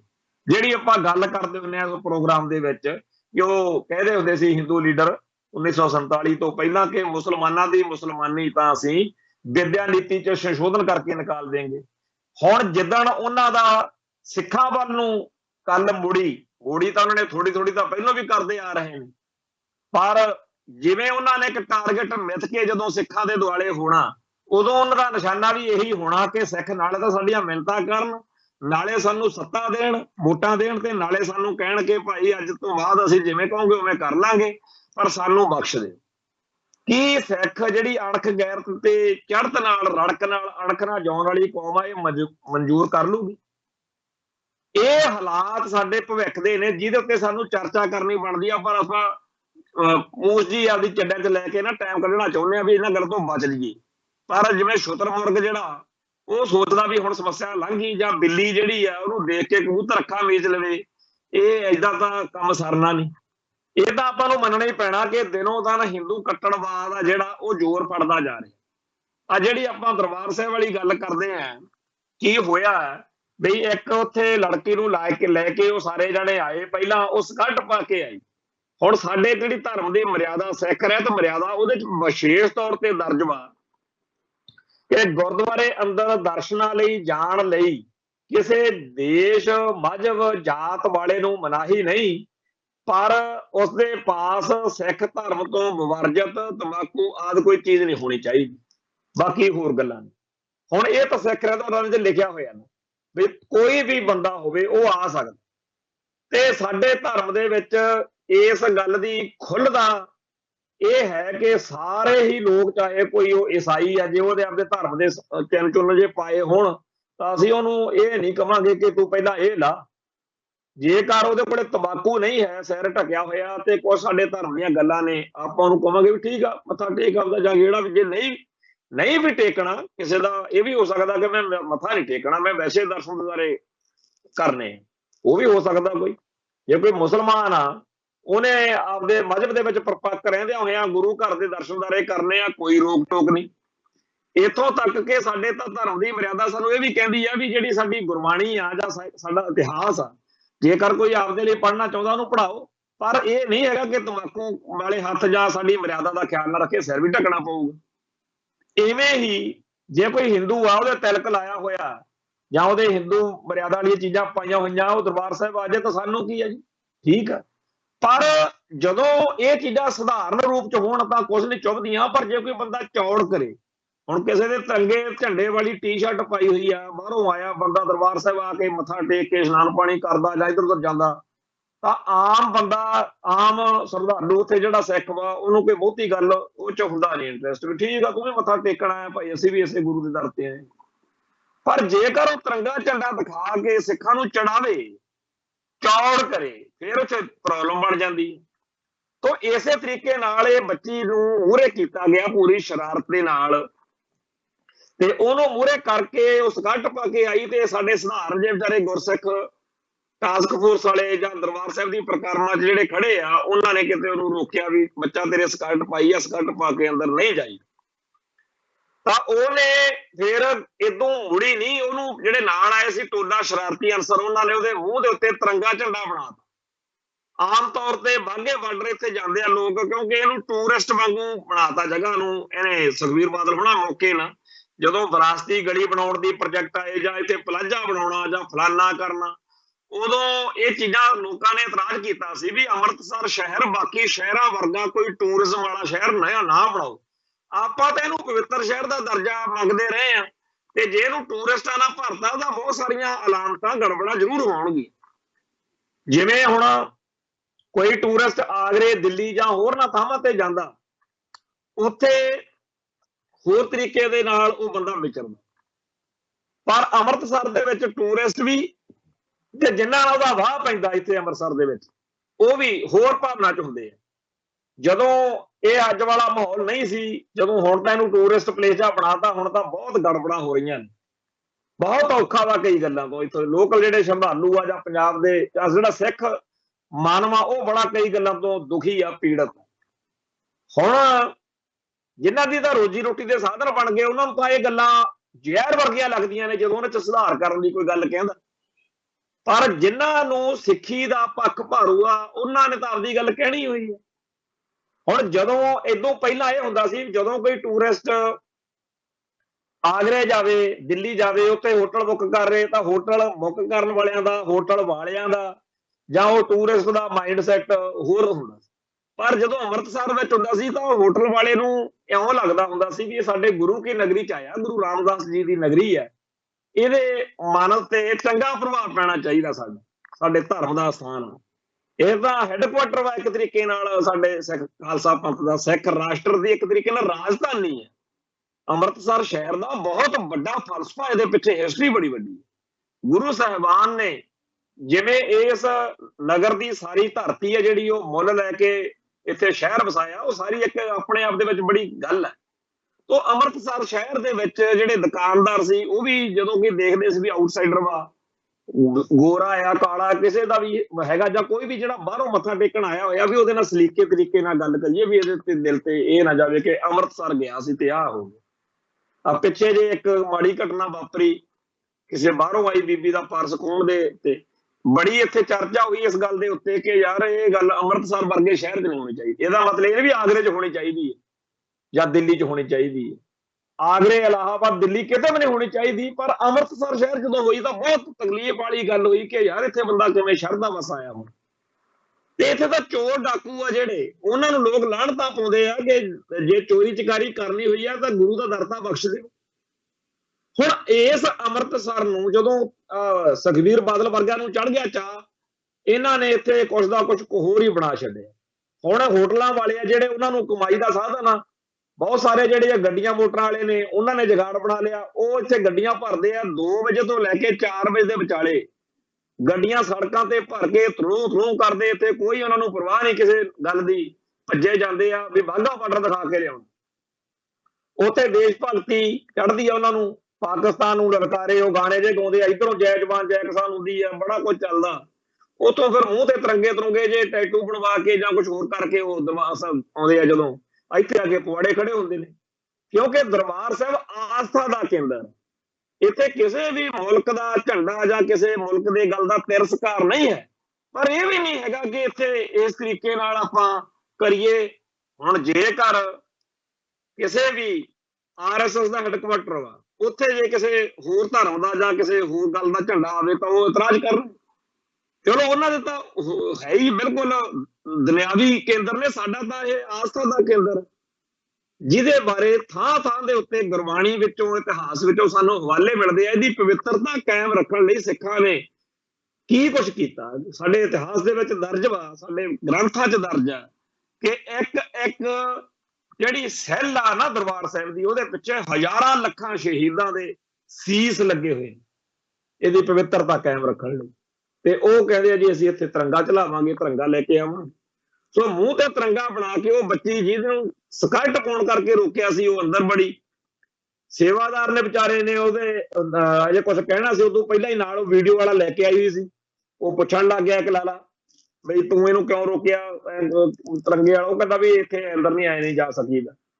ਤੇ ਉਹਨੂੰ ਉਲਟਾ ਕੇ ਪੁੱਛਦੇ ਆ ਕਿ ਉਹ ਦੋਨੇ ਜਾਣੇ, ਉਹ ਬੱਚੀ ਬੜੀ ਅੜਵੰਗ ਲਹਿਜੇ 'ਚ ਬੋਲਦੀ ਆ, ਨਾਲੇ ਤਾਂ ਉਹਨੂੰ ਵਿਚਾਰੇ ਨੌਜਵਾਨ ਨੂੰ ਕਹਿੰਦੀ ਆ ਸੇਵਾਦਾਰ ਨੂੰ ਤੂੰ ਬਕਵਾਸ ਕਰਦਾ, ਤੇ ਨਾਲੇ ਉਹਨੂੰ ਕਹਿੰਦੀ ਵੀ ਇਹ ਕੀ ਬਕਵਾਸ ਹੈ, ਇੰਡੀਆ ਨਹੀਂ ਹੈ। ਉਹ ਕਹਿੰਦਾ ਇੰਡੀਆ ਤਾਂ ਪੰਜਾਬ ਹੈ, ਤਾਂ ਇੰਡੀਆ ਤਾਂ ਕੀ ਹੈ। ਵੈਸੇ ਤਾਂ ਉਹਦੀ ਗੱਲ ਸੁਣ ਕੇ ਨਜ਼ਾਰਾ ਬੜਾ ਆਉਂਦਾ, ਬਿਲਕੁਲ ਹੋ ਸਕਦਾ ਉਹਨੂੰ ਸੁਧਾਰ ਦੀ ਸਮਝ ਨਾ ਹੋਵੇ, ਹੋ ਸਕਦਾ ਕਈ ਗੱਲਾਂ 'ਚ ਉਹਦੀਆਂ ਗਲਤੀਆਂ ਵੀ ਹੋਣ ਅੱਗੇ ਪਿੱਛੇ, ਪਰ ਅੱਜ ਉਹਦੀ ਗੱਲ ਸੁਣ ਕੇ ਉਹ ਚੇਤੇ ਆਇਆ ਜਦੋਂ ਕਿਸਾਨ ਸੰਘਰਸ਼ ਵਾਲੇ ਦਿਨਾਂ ਦੇ ਵਿੱਚ ਇੱਕ ਨੌਜਵਾਨ ਨੂੰ ਉੱਥੇ ਪ੍ਰੈਸ ਵਾਲੇ ਪੁੱਛ ਬੈਠੇ, ਮੀਡੀਆ ਵਾਲਾ, ਵੀਡੀਓ ਵਾਲਾ, ਬਈ ਤੁਸੀਂ ਕਿੱਥੋਂ ਆਏ ਆ। ਉਹ ਪੂਰਾ ਜਿਹੜਾ ਸਾਡਾ ਮਝੇਲਾਂ ਵਾਲਾ ਲਹਿਜਾ ਉਹਦੇ ਚ ਕਹਿੰਦਾ ਬਈ ਤਰਨ ਤਾਰਨ ਜ਼ਿਲ੍ਹਾ ਮਾਝੇ ਦੀ ਧਰਤੀ ਤੇ ਬਾਰਡਰ ਦੇ ਉੱਤੇ ਬਿਲਕੁਲ ਪਿੰਡ ਆ ਤੇ ਤਾਰ ਤੋਂ ਪਰਲੇ ਪਾਸੇ ਜ਼ਮੀਨ ਆ। ਅਸੀਂ ਮਤਲਬ ਆਪਦੀ ਉਹਦੀ ਦ੍ਰਿੜਤਾ ਜਿਹੜੀ ਸੀ ਉਹ ਕਮਾਲ ਦੀ ਸੀ, ਅਸੀਂ ਜਿੱਤ ਕੇ ਜਾਣਾ। ਉਵੇਂ ਉਸ ਬੇਪਰਵਾਹੀ ਉਸ ਦ੍ਰਿੜਤਾ ਦਾ ਇਸ ਨੌਜਵਾਨ ਨੇ ਵੀ ਕਿਹਾ ਵੀ ਭਾਈ ਏਦਾਂ ਨਹੀਂ ਹੈਗੀ ਗੱਲ, ਤੁਸੀਂ ਸਾਨੂੰ ਦੱਸੋ, ਅਸੀਂ ਤੁਹਾਨੂੰ ਮਰਿਆਦਾ ਜਿਹੜੀ ਆ ਉਹਨੂੰ ਮੁੱਖ ਰੱਖਣਾ। ਪਰ ਇਹਨਾਂ ਨੇ ਵੀਡੀਓ ਬਣਾ ਕੇ ਕੱਚੀ ਪੱਕੀ ਜੀ ਉਹ ਚੜਾਤੀ। ਜੀ ਤੋਂ ਬਾਅਦ ਵਿੱਚ ਹਿੰਦੂ ਕੱਟੜਪੰਥੀਆਂ ਨੇ ਸੋਸ਼ਲ ਮੀਡੀਆ ਦੇ ਰਾਹੀਂ ਨੈਰੇਟਿਵ ਸਿਰਜ ਕੇ ਉਹ ਇੱਥੇ ਭੈੜੀਆਂ ਮਾੜੀਆਂ ਗੱਲਾਂ ਕੀਤੀਆਂ ਵੀ ਇਹਨਾਂ ਦੀਆਂ ਦੁਕਾਨਾਂ ਤੋਂ ਸਿੱਖਾਂ ਤੋਂ ਕੁਝ ਲਓ ਹੀ ਨਾ, ਨਾ ਇਹਨਾਂ ਨੂੰ ਦੋ, ਕੋਈ ਕੁਛ ਪਾ ਰਿਹਾ ਕੋਈ ਕੁਛ ਪਾ ਰਿਹਾ। ਹਾਲਾਂਕਿ ਆ 2 ਮਹੀਨੇ ਹੋਏ ਨੇ ਹਿਮਾਚਲ ਦੇ ਵਿੱਚ ਸਾਡੇ ਨੌਜਵਾਨਾਂ ਦੇ ਮੋਟਰਸਾਈਕਲਾਂ ਤੋਂ ਝੰਡੇ ਲਾਉਂਦੇ ਸੀ, ਨਾਲੇ ਕੁੱਟਮਾਰ ਕੀਤੀ। ਇੱਥੇ ਕਿਸੇ ਨੇ ਕੁੱਟਮਾਰ ਤਾਂ ਕੀਤੀ ਨਹੀਂ, ਨਾ ਤਾਂ ਉਹਨੂੰ ਅੰਮ੍ਰਿਤਸਰ ਦਰਬਾਰ ਸਾਹਿਬ ਦੇ ਦਰਸ਼ਨ ਦਿਦਾਰੇ ਕਰਨ ਤੋਂ ਰੋਕਿਆ, ਨਾ ਉਹਨੂੰ ਅੰਦਰ ਕੜਾਹ ਪ੍ਰਸ਼ਾਦ ਜਾਂ ਸੇਵਾ ਕਰਨ ਤੋਂ ਰੋਕਿਆ, ਨਾ ਉਹਨੂੰ ਅੰਦਰ, ਉਹਨੂੰ ਤਾਂ ਸਿਰਫ ਇਹ ਕਿਹਾ ਨਾ ਵੀ ਐ ਨਹੀਂ ਐ ਕਰਕੇ। ਉਹ ਤਾਂ ਹੁਣ ਆਪਾਂ ਸਧਾਰਨ ਜਿਹੜਾ ਵਿਆਹ ਸ਼ਾਦੀ ਖੁਸ਼ੀ ਗਮੀ ਹੁੰਦੀ ਆ ਕਿਤੇ, ਉੱਥੇ ਵੀ ਆਪਣੇ ਨਿਯਮ ਬਣਾਏ ਹੁੰਦੇ ਨੇ ਵੀ ਇਹੋ ਜਿਹੇ ਕੱਪੜੇ ਪਾਉਣੇ, ਇਹੋ ਜਿਹੇ ਨਹੀਂ ਪਾਉਣੇ। ਆਮ ਜੇ ਕੋਈ ਅਦਾਲਤ ਵਿੱਚ ਜਾਵੇ ਤਾਂ ਉੱਥੇ ਵੀ ਇੱਕ ਡੈਕੋਰਮ ਰੱਖਦਾ ਬੰਦਾ ਵੀ ਆਪਾਂ ਨਹੀਂ ਪਹੁੰਚਣਾ ਜਾਂ ਆਹ ਪਹਿਨਣਾ। ਹਰ ਥਾਂ ਦੇ ਉੱਤੇ ਆਪਾਂ ਸਧਾਰਨ ਸਰਕਾਰੀ ਦਫ਼ਤਰਾਂ 'ਚ ਜਾਓ, ਉੱਥੇ ਵੀ ਆਪਾਂ ਖਿਆਲ ਰੱਖਦੇ। ਪਰ ਇਹ ਕਹਿੰਦੇ ਜੀ ਅੰਮ੍ਰਿਤਸਰ ਦਰਬਾਰ ਸਾਹਿਬ ਤੁਹਾਡਾ ਸਿੱਖਾਂ ਦਾ ਮੁੱਖ ਕੇਂਦਰ ਆ ਤੇ ਅਸੀਂ ਇੱਥੇ ਆਪਦੀ ਮਨਮਰਜ਼ੀ ਕਰਨੀ। ਕਹਿ ਕੌਣ ਰਿਹਾ? ਉਹ ਮਜ਼ਹਬ ਦੇ ਲੋਕ ਅੱਜ ਸਾਨੂੰ ਮਤਾਂ ਦੇ ਰਹੇ ਆ, ਨੈਰੇਟਿਵ ਸਿਰਜ ਕੇ ਸਿੱਖ ਕੌਮ ਨੂੰ ਨੀਵਾਂ ਦਿਖਾ ਰਹੇ ਆ, ਪੂਰੇ ਧਰਮ ਦੀ ਹੇਠੀ ਕਰ ਰਹੇ ਨੇ। ਔਰ ਹਿੰਦੂ ਸਿੱਖ ਏਕਤਾ ਦਾ ਜਲੂਸ ਨਿਕਲ ਰਿਹਾ ਅੱਜ ਸਵੇਰ ਤੋਂ। ਇਹ ਉਹ ਲੋਕ ਨੇ ਜਿਨ੍ਹਾਂ ਦੇ ਹਜ਼ਾਰਾਂ ਮੰਦਰਾਂ ਦੇ ਬਾਹਰ ਲਿਖ ਕੇ ਲਾਇਆ ਇੱਥੇ ਸ਼ੂਦਰ ਨਹੀਂ ਵੜ ਸਕਦਾ, ਇੱਥੇ ਔਰਤ ਨਹੀਂ ਵੜ ਸਕਦੀ। ਆ ਪਿੱਛੇ ਜੇ ਸੁਪਰੀਮ ਕੋਰਟ ਪਿੱਟ ਕੇ ਮਰ ਗਈ ਸਬਰੀਮਾਲਾ ਦੇ ਮੰਦਿਰ 'ਚ, ਨਹੀਂ ਜਾਣ ਦਿੱਤਾ, ਅੱਜ ਵੀ ਨਹੀਂ ਜਾਣ ਦਿੱਤਾ। ਕਿਹੜੀ ਸੁਪਰੀਮ ਕੋਰਟ ਕਹਿੰਦੇ ਤੁਹਾਡੀ, ਕਿਹੜੇ ਆਰਡਰ, ਨਹੀਂ ਜਾਣ ਦਿੱਤਾ ਔਰਤਾਂ ਨੂੰ ਉੱਥੇ। ਤੇ ਬੱਚੀ ਨੂੰ ਸ਼੍ਰੋਮਣੀ ਕਮੇਟੀ ਵਾਲਿਆਂ ਨੂੰ ਚਾਹੀਦਾ ਵੀ ਖਰਚਾ ਦੇ ਦੇਣ ਕੋਲੋਂ ਵੀ, ਤੂੰ ਆ ਬਿਠਾ ਲਾ ਨਾਲ, ਜਿਹੜਾ ਲਾਲਾ ਤੇਰੇ ਨਾਲ, ਨਾਲੇ ਵੀਡੀਓ ਵਾਲਾ ਨਾਲ ਲੈ ਜਾ। ਸਾਰੇ ਭਾਰਤ ਦੇ ਮੰਦਰਾਂ ਦਾ ਗੇੜਾ ਲਾ ਕੇ ਆ, ਤੈਨੂੰ ਆਪੇ ਹੀ ਅਕਲ ਆ ਜਾਊਗੀ। ਆ ਕੇ ਦਰਬਾਰ ਸਾਹਿਬ ਦੇ ਮੂਹਰੇ ਬਹਿ ਕੇ ਰੋਏਗੀ ਵੀ ਇਹੋ ਜਿਹਾ ਥਾਂ ਕਿਤੋਂ ਲੱਭਣਾ ਜਿੱਥੇ ਕਿਸੇ ਨੂੰ ਮਨਾਈ ਹੋਈ ਕੋਈ ਨਹੀਂ, ਕਿਸੇ ਨੂੰ ਤਿਰਸਕਾਰ ਵਾਲਾ ਸ਼ਬਦ ਹੀ ਨਹੀਂ, ਸਤਿਕਾਰ ਆ ਸਭ ਦਾ। ਆਓ ਜੀ ਸਾਰੇ ਆਓ, ਸਾਰੇ ਜਿਹੜੇ ਦਰਵਾਜ਼ੇ ਆ ਖੁੱਲੇ ਸਾਰਿਆਂ ਦੇ। ਲੰਗਰ ਸੇਵਾ ਕਰਨੀ ਆ ਨਹੀਂ ਕਰਨੀ, ਲੰਗਰ ਛਕੋ ਜ਼ਰੂਰ, ਜੋ ਮਰਜ਼ੀ ਇੱਥੇ ਤੁਸੀਂ ਰਹਿ ਸਕਦੇ ਹੋ, ਕਰ ਸਕਦੇ ਹੋ। ਕਮਰਾ ਦੇਣ ਮੌਕੇ ਨੇ ਕੋਈ ਤੁਹਾਨੂੰ ਪੁੱਛਦਾ ਵੀ ਤੁਸੀਂ ਕਿਹੜੇ ਥਾਂ ਤੋਂ ਆਏ ਹੋ, ਕਿਹੜੀ ਜਾਤ ਦੇ। ਹਰ ਇੱਕ ਤਰ੍ਹਾਂ ਦੀ ਸਹੂਲਤ। ਇੱਕ ਉਹ ਧਰਮ ਆ ਜਿਹੜਾ ਕਹਿੰਦਾ ਜਨਾਨੀ ਵੜਨ ਨਹੀਂ ਦੇਣੀ, ਉਹ ਜਿਹੜਾ ਦਲਿਤ ਨਹੀਂ ਵੜਨ ਦੇਣੇ, ਫਲਾਨਾ ਨਹੀਂ ਆਉਣ ਦੇਣਾ। 200 ਤੋਂ ਵੱਧ ਥਾਵਾਂ ਤਾਂ ਸਾਡੇ ਇੱਕਦਮ ਹੀ ਸਕਰੀਨਸ਼ਾਟ ਆ ਗਿਆ ਮੂਹਰੇ, ਉਹਦੇ 'ਚ ਲਿਖੀਆਂ ਪਈਆਂ ਨੇ ਜਿੱਥੇ ਥਾਂ ਥਾਂ ਤੇ ਹਿੰਦੂ ਤੋਂ ਬਗੈਰ ਕੋਈ ਹੋਰ ਨਹੀਂ ਆਉਣਾ ਚਾਹੀਦਾ। ਉਹ ਮਨਾਹੀਆਂ ਕਰਦੇ ਆ, ਉਹਦੇ ਖਿਲਾਫ ਬੋਲਣ ਦੀ ਆ ਬੀਬੀ ਦੀ ਜਾਂ ਇਸ ਨਾਲ ਆਏ ਲਾਲੇ ਦੀ ਜ਼ਰੂਰਤ ਨਹੀਂ ਹੈ ਵੀ ਹਿੰਦੂਓ ਇਹ ਕੀ ਹੈ ਗੱਲ। ਜਿਹੜਾ ਧਰਮ ਅਲਾਓ ਕਰਦਾ, ਖੁੱਲ੍ਹ ਦਿੰਦਾ, ਉਹਦੇ 'ਚ ਨੁਕਸ ਕੱਢੇ ਜਾ ਰਹੇ ਨੇ। ਤੇ ਨੁਕਸ ਕੱਢਣ ਵਾਲੇ ਉਹ ਨੇ ਜਿਨ੍ਹਾਂ ਨੂੰ ਆਪ ਉਸ ਬੱਚੀ ਨੂੰ ਕਹੋ ਵੀ ਚੱਲ ਸਬਰੀਮਾਲਾ ਮੰਦਿਰ 'ਚ ਟੇਕ ਕੇ ਮੱਥਾ ਫਿਰ ਤੈਨੂੰ ਦਿੰਦੇ ਆ। ਰਾਸ਼ਟਰਪਤੀ ਨੂੰ ਨਹੀਂ ਬਣਨ ਦਿੱਤਾ ਪਿੱਛੇ ਜੇ ਕਿਸੇ ਥਾਂ ਦਿੱਤੇ ਨੂੰ। ਤੋ ਇਹ ਜਿਹੜਾ ਸਾਰਾ ਚੱਲਦਾ ਡਰਾਮਾ, ਇਹਦੇ ਵਿੱਚ ਇੱਕ ਚੀਜ਼ ਨੰਗੀ ਹੋਈ ਆ ਕਿ ਬੇਸ਼ੱਕ ਅੱਜ ਸਿੱਖਾਂ ਨੇ ਪਰਵਾਹ ਨਹੀਂ ਕੀਤੀ, ਸ਼੍ਰੋਮਣੀ ਕਮੇਟੀ ਨੇ ਵੀ ਸਹੀ ਸਟੈਂਡ ਲਿਆ ਤੇ ਉਸ ਨੌਜਵਾਨ ਦੀ ਹਮਾਇਤ ਵਿੱਚ ਜਿਸ ਤਰੀਕੇ ਨਾਲ ਸਮੁੱਚਾ ਸਿੱਖ ਜਗਤ, ਹਾਲਾਂਕਿ ਟਾਸਕ ਫੋਰਸ ਵਾਲਿਆਂ ਦੀਆਂ ਕਈ ਗੜਬੜਾਂ ਕਰਕੇ ਅਸੀਂ ਵੀ ਉਹਨਾਂ ਨੂੰ ਕਈ ਵਾਰੀ ਬੁਰਾ ਭਲਾ ਕਹੀਦਾ, ਪਰ ਜਿਹੜੀ ਗੱਲ ਚੋਂ ਠੀਕ ਆ ਤਾਂ ਉਹਨਾਂ ਨੂੰ ਠੀਕ ਵੀ ਕਹੀਦਾ। ਸੋ ਸ਼੍ਰੋਮਣੀ ਕਮੇਟੀ ਨੇ ਤੇ ਉਸ ਟਾਸਕ ਫੋਰਸ ਵਾਲੇ ਨੌਜਵਾਨ ਸੇਵਾਦਾਰ ਨੇ ਜੋ ਕੀਤਾ ਉਹ ਠੀਕ ਕੀਤਾ। ਇਸ ਬੱਚੀ ਨੇ ਚਲੋ ਕਈ ਵਾਰੀ ਮਿਸ ਹੈਪਨਿੰਗ ਹੋ ਜਾਂਦੀ ਆ, ਗੜਬੜ ਹੋ ਗਈ, ਪਰ ਜਿਵੇਂ ਇਸ ਬਹਾਨੇ ਉਹ ਨਫ਼ਰਤ, ਉਹ ਗੰਦਗੀ ਸਾਰੀ ਬਾਹਰ ਆਈ ਹੈ ਵੀ ਦਰਬਾਰ ਸਾਹਿਬ ਮੱਥਾ ਨਾ ਟੇਕਣ ਜਾਓ ਜੀ ਉੱਥੇ। ਵੀ ਤੁਹਾਨੂੰ ਸਾਦਾ ਕੌਣ, ਇਹਨਾਂ ਨੂੰ ਐਵੇਂ ਲੱਗਦਾ ਇਹ ਬੜੇ ਇਹੋ ਜਿਹੇ ਲੋਕ ਆ। ਕਾਮਰੇਡ ਵੀ ਕਈ ਵਾਰੀ ਭਕਾਈ ਮਾਰਦੇ ਹੁੰਦੇ ਆ ਵੀ ਜੇ ਅਸੀਂ ਜਾਂਦੇ ਹਾਂ ਦਰਬਾਰ ਸਾਹਿਬ ਮੱਥਾ ਟੇਕਦੇ ਆ, ਚੜਾਵਾ ਚੜ੍ਹਦਾ, ਆਖਰੀ ਗੁਰੂ ਘਰ ਦਾ ਪ੍ਰਬੰਧ ਚੱਲਦਾ। ਜਦੋਂ ਕਿ ਸਾਡੀ ਕੌਮ ਤਾਂ ਇਹ ਜਾਣਦੀ ਆ ਕਿ ਗੁਰੂ ਨਾਨਕ ਪਾਤਸ਼ਾਹ ਨੇ ਜਿਹੜਾ 20 ਰੁਪਏ ਦਿੱਤੇ ਸੀ ਨਾ, ਉਹਦਾ ਅਜੇ ਵਿਆਜ ਚੱਲਦਾ, ਅਸਲੀ ਰਕਮ ਦਾ ਕਦੇ ਅਸੀਂ ਸਿੱਖਾਂ ਨੇ ਛੇੜੀ ਹੋਈ ਨਹੀਂ। ਸਿੱਖਾਂ ਨੂੰ ਗੁਰੂ ਪਾਤਸ਼ਾਹ ਨੇ ਰਜਾਇਆ ਹੋਇਆ, ਰੂਹ ਰੱਜੀ ਹੋਈ ਹੈ। ਕਰੋਨਾ ਵਾਲੇ ਦਿਨਾਂ 'ਚ ਸਾਰੀ ਦੁਨੀਆ 'ਚ ਇੱਜ਼ਤ ਖੱਟੀ ਹੈ ਸਿੱਖਾਂ ਨੇ। ਤੇ ਉਹ ਲੋਕ ਇਸ ਮੌਕੇ ਆਪਦਾ ਉਵੇਂ ਦਾ ਨੈਰੇਟਿਵ, ਜਿਵੇਂ ਮੁਸਲਮਾਨਾਂ ਖਿਲਾਫ ਆ, ਉਵੇਂ ਦਾ ਸੋਸ਼ਲ ਮੀਡੀਆ ਦੇ ਉੱਤੇ ਅੱਡ ਟਵਿੱਟਰ ਦੇ ਉੱਤੇ ਤਾਂ ਬਹੁਤ ਹੀ ਇਹਨਾਂ ਨੇ ਕੜੀ ਘੋਲੀ ਹੈ।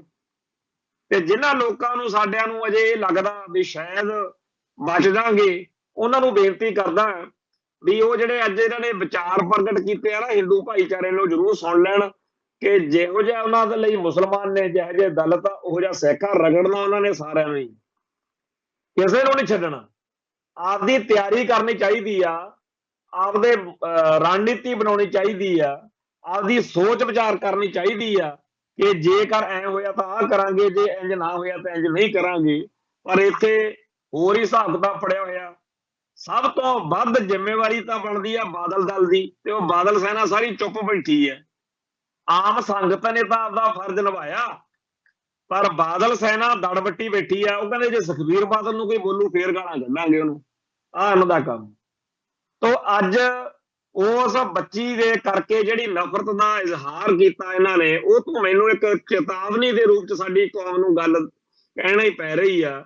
ਖਾਸ ਤੌਰ ਤੇ ਦਰਬਾਰ ਸਾਹਿਬ ਅਤੇ ਸ਼੍ਰੋਮਣੀ ਕਮੇਟੀ ਨਾਲ ਸੰਬੰਧਿਤ ਜਿੰਨੇ ਹੋਰ ਸਥਾਨ ਨੇ, ਕਿ ਹੁਣ ਅੱਜ ਇਹਨਾਂ ਦੀ ਹੋਈ ਆ ਹਿੱਟ, ਕਿਉਂਕਿ ਸਿੱਖਾਂ ਨੇ ਇਹਨਾਂ ਦੀ ਪਰਵਾਹ ਨਹੀਂ ਕੀਤੀ। ਇਹਨਾਂ ਨੂੰ ਤਾਂ ਲੱਗਦਾ ਸਿੱਖ ਮਿੰਨਤਾਂ ਕਰਨਗੇ ਵੀ ਹਾਏ ਹਾਏ ਸਾਡੀ ਬੱਚੀ ਨੂੰ ਤੁਸੀਂ ਅੰਦਰ ਜੀ ਆਓ ਲੈ ਕੇ ਇਹਨੂੰ, ਹੁਣੇ ਇਹਨੂੰ ਕੁੜੀ।